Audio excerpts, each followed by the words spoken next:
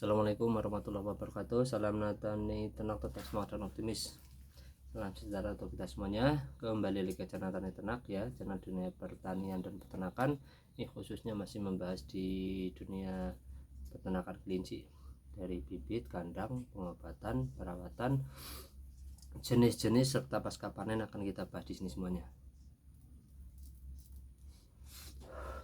Jadi kali ini channel Tani Ternak akan membahas tentang kandungan pelet. Nah, yang banyak sekali yang beredar ya, paling enggak ini nih pakai contoh. Nah, ini teman-teman juga udah paham ya mereknya apa, kita sikirkan dulu lah merek lah, nggak ada sponsor.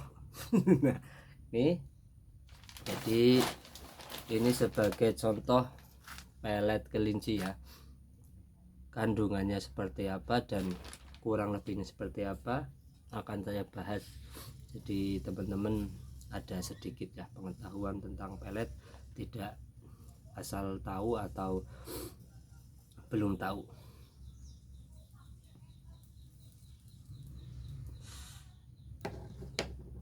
Nah, ini bisa dilihat ya teman-teman semuanya. Oke, kita dekatkan aja. Ini yang pertama kadar air ini maksimal 12%. Sebenarnya masih terlalu basah ya, tidak kering. Kalau untuk kering paling tidak 7 atau 8% itu sudah bagus. Jadi untuk teman-teman yang memakai pelet ini, penyimpanannya itu harus benar-benar bagus ya, benar-benar kering agar tidak terjadi jamur. Takutnya jamur malah jadi masalah di kelincinya. Yang kedua ini abu. Ini abunya juga lumayan banyak ya, 14% ini maksimal. Jadi memang untuk pakan-pakan pabrikan baik kelinci, ayam, bebek ataupun ikan ada kandungan abu ya. Kandungan abu ini lumayan banyak, 14%. Jadi dari 1 kilo itu ada 140 gram. Lumayan ya sebenarnya. Kelinci kita dikasih pakan abu. Tapi nggak apa-apa, memang ini maksimal ya, jadi tidak bisa lebih, bisa turun. Ini dua ini tidak termasuk ke dalam hal yang penting di kelinci. Yang ketiga ini yang lebih penting, ini protein kasar.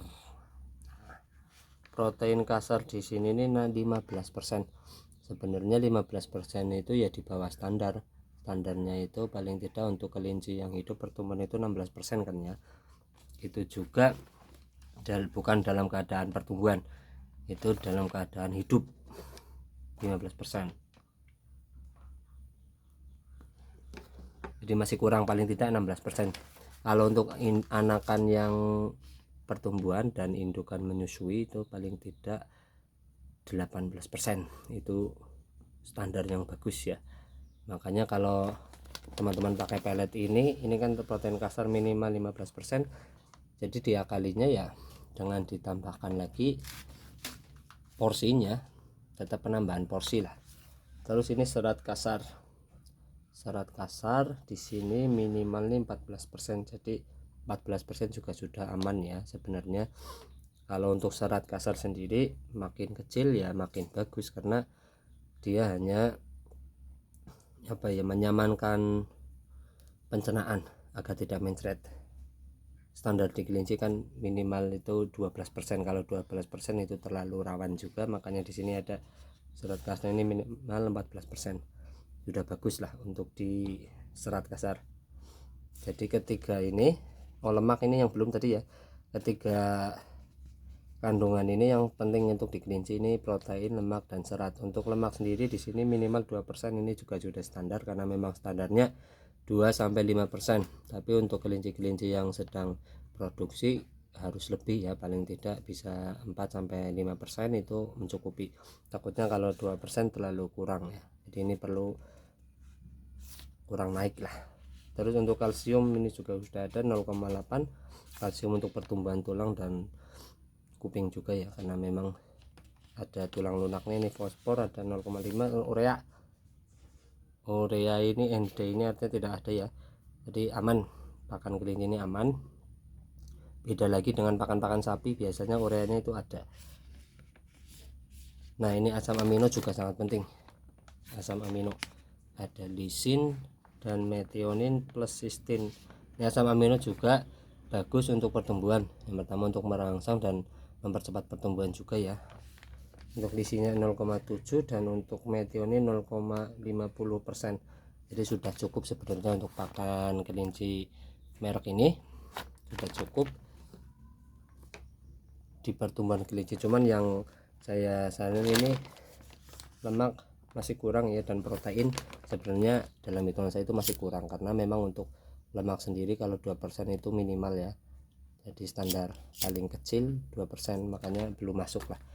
Nah untuk protein ini 15% masih kurang sebenarnya. Ini dulu kita juga 16%, paling tidak 16-18%, kalau lebih juga maksimal 20%, itu sudah bagus sekali untuk pertumbuhan kelinci dan produktivitas ya. Jadi teman-teman yang memakai pelet bisa dicek kandungan nutrisinya seperti apa, kurang lebihnya bisa diakali dengan penambahan porsi atau dengan penambahan hijauan.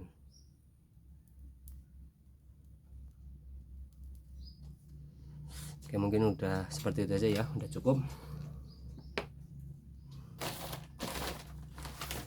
bisa ya, paling tidak sedikit banyaknya mengerti lah tentang kandungan pelet yang bagus untuk kelinci.